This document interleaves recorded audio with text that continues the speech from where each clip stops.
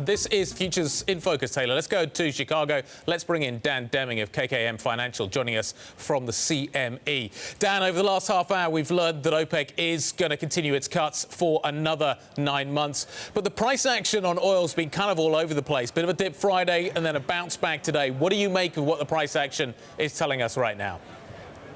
Well, we're at the top end of the range here, Guy, but ultimately we did see quite a volatile move here between Friday's close and today's open, and primarily there was some news that hit the market late on Friday pointing to an exchange between the EU and Iran that might open the door for oil being traded through that exchange in the future, and that's why we saw the selling pressure. But then the OPEC meeting over the weekend, particularly when you see Russia stepping up and basically indicating they're up for 9 months of cuts extension. So with that theme, we're seeing oil basically back to where it was trading just before the sell-off late Friday. But the uptrend still looks like it's in place here.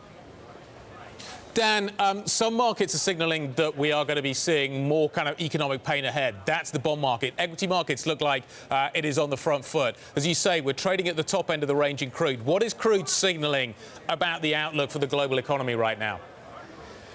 Well, there's a bit of a divergence there because we're seeing crude basically about 60% off the lows just from a couple of weeks ago. But ultimately, it appears that crude's taking its measures from the fact that we've got an accommodative Fed, accommodative central banks. Even though global slowing is definitely somewhat priced into the market, it does appear that really, as long as you got the Fed accommodation, under this market, that we're going to continue to see potential for demand. Couple that with the OPEC cuts, and I think that's why we're seeing crude holding this upper end of the range.